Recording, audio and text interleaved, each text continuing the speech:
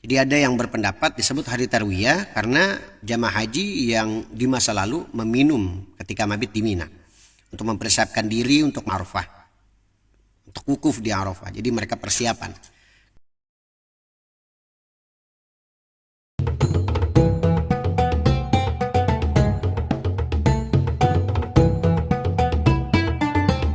Bismillahirrahmanirrahim. Assalamualaikum warahmatullahi wabarakatuh. Alhamdulillah nasta'inu wa nastaghfiruh wa natawakkalu ilaih. Wassalatu wassalamu ala Rasulillah Sayyidina Muhammad ibn Abdillah la nabiyya ba'dah. Amma ba'd. Rabbi shrah li sadri wa yassir li amri wa hlul 'uqdatam min lisani yafqahu qawli. Ilahi rabbi anta maqsudi wa ridhaka matlubi a'tini mahabbatak wa ma'rifatak. Subhanaka la ilma lana illa ma 'allamtana innaka antal alimul hakim. Pada hari ini kita akan membahas tentang seputar Yaumut Tarwiyah atau hari Tarwiyah. Ada beberapa pendapat tentang hari Tarwiyah. Limadza summiya bihadza ism? Mengapa ini hari Tarwiyah dinamakan hari Tarwiyah? Jadi banyak sekali pendapat tentang hari Tarwiyah. Ada yang menyatakan Tarwiyah ini berasal kata dari rawa. Ada juga yang mengatakan berasal dari ro'a ataupun melihat.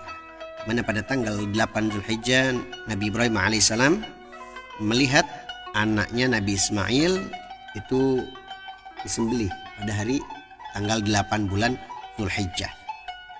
Nah, untuk lebih jelasnya nanti kita akan membahas tentang hari Tarwiyah. Adapun satu kaul yang berpendapat hari Tarwiyah ini berasal kata dari fi'al madhi yang berarti rawa, ya, yang berarti berbekal air. Jadi hari Tarwiyah ini dimaknai adalah berbekal air.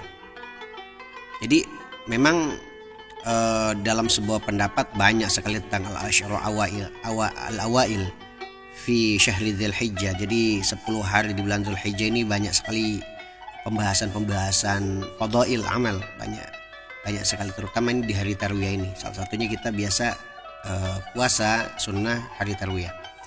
Nah, adapun pendapat pertama itu yang memberikan pendapat yaitu hari Tarwiyah berasal kata dari fi'il madhi yang berarti rawa, yang berarti berbekal air. Nah, dan dari hari Tarwiyah tersebut masyhur adalah hari ke-8 pada bulan Zulhijjah. Pada hari itu orang-orang yang sedang melaksanakan haji berangkat menuju Mina dan mereka menginap, ya, mabit. Dalam sebuah kitab Al-Inayah Syarhu Al-Hidayah, Imam Al-Babirti menjelaskan disebut hari Tarwiyah pada hari tersebut jamaah haji melihat air pada saat itu dan yang sebelumnya tidak pernah mereka temui. Nah, itu adalah salah satu sejarah pendapatnya. Jadi ada yang berpendapat disebut hari Tarwiyah karena jamaah haji yang di masa lalu meminum ketika mabit di Mina untuk mempersiapkan diri untuk menaiki Jabal Arafah, untuk wukuf di Arafah. Jadi mereka persiapan. Jadi karena pada masa itu sedikit sekali persediaan air dan menemukan air, jadi sejarah dinamakan hari Tarwiyah. Nah, lalu jamaah menyegarkan diri dengan meminum air tersebut yang biasa disebut irtiwa, dan meminum air untuk kebutuhan bekal untuk menuju Arafah. Jadi seperti itu karena dinamakan hari Tarwiyah. Wa inna ma summiya yaum tarwiyah bidzalik lianna Ibrahim alaihissalam ra'a lailatal tsamin kana qailan yaqulu lahu innallaha ya'muruka bidzabhi banak. Jadi dinamakan hari Tarwiyah. Pendapat yang kedua adalah ro'a. Ada yang menyatakan hari Tarwiyah itu ro'a, tapi banyak ya perdebatan ulama tentang makna hari Tarwiyah. Tapi di sini inna masum yaum tarwiyah bidzalik. Jadi hari Tarwiyah disebut dinamakan hari Tarwiyah lianna Ibrahim sallallahu alaihi wasallam, sesungguhnya Nabi Ibrahim alaihissalam ra'a lailatal tsamin, jadi melihat di malam ke-8 kana qailan yaqulu lahu, ada sebuah perintah kepada Nabi Ibrahim alaihissalam, innallaha ta'ala ya'muruka bidzabhi banak. Jadi Allah Ta'ala memerintah kamu untuk menyembelih anakmu, itu Nabi Ismail alaihissalam.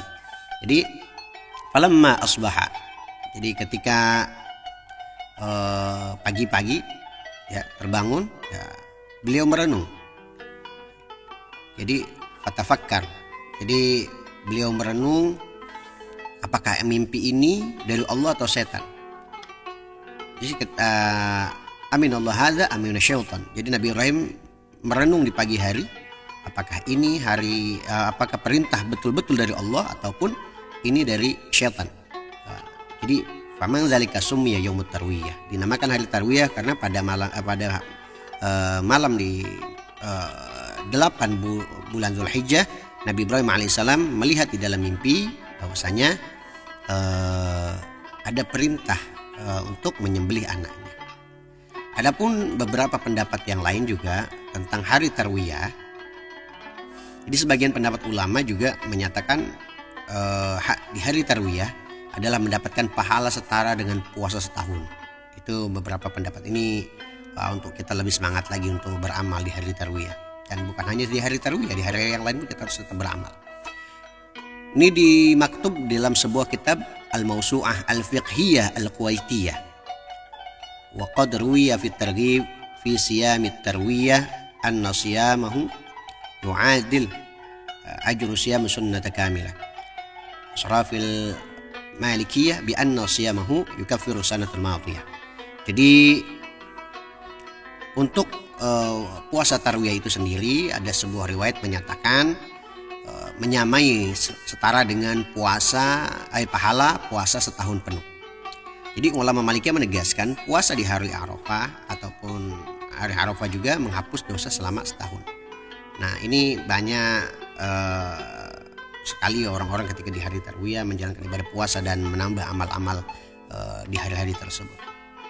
Para ulama mengenai alasan pada tanggal 8 Zulhijjah atau dinamakan hari tarwiyah tersebut di dalam kitab Al-Mughni, Ibnu Qudamah setidaknya menyebutkan dua pendapat ulama mengenai masalah ini.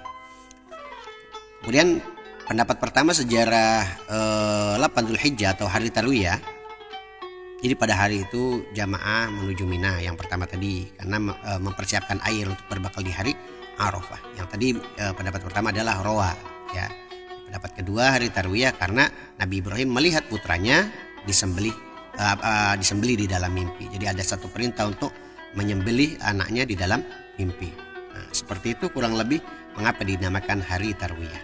Nah, mudah-mudahan ini adalah bisa menambah pengetahuan kita untuk bisa senantiasa banyak beramal di Ashrul Awail fi Syahril Dzulhijjah. Jadi di 10 hari pertama di bulan Hijjah dari tanggal 1 sampai tanggal 9. Akan diterapkan hari tarwiyah itu karena pertama masyarakat yang berhaji ataupun jamaah haji mempersiapkan diri berbekal air atau berbekal makanan pada saat itu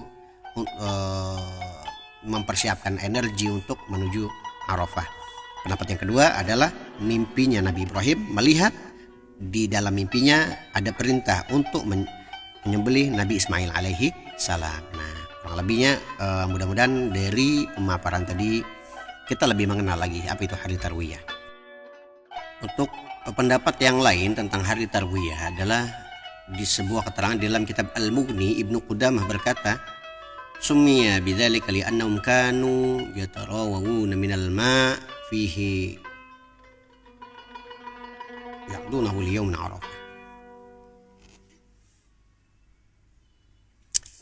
Jadi dinamakan hari tarwiyah karena mereka mempersiapkan hari untuk berbekal di hari Arafah. Adapun kaul yang kedua, jadi dari ringkasan ini, summiya bidzalika li'anna Ibrahim alaihissalam ra'a tilkal lailah fil manam dzabaha ibnahu wa asbaha yarwi fi nafsihi ahwa hilm amminallah wa summiya yaumut tarwiyah. Dinamakan hari tarwiyah yang kedua, pendapatnya adalah ketika Nabi Ibrahim alaihi salam di malam ke-8 beliau bermimpi menyembelih putranya Nabi Ismail alaihi salam. Kemudian keesokan harinya berpikir. Jadi yarwi ay bima'na tafakkar. Kemudian ini mimpi apakah dari Allah ataupun dari syaitan. Nah, ternyata ini hari tarwiyah dinamakan hari merenung. Jadi pendapatnya ada yang pertama yarwi, ada pendapat yang bermakna ro'a ataupun melihat, ada juga yang pendapat yang lain adalah rowa. Jadi banyak sekali makna-makna hari tarwiyah. Tapi masyhur pendapat tadi biasanya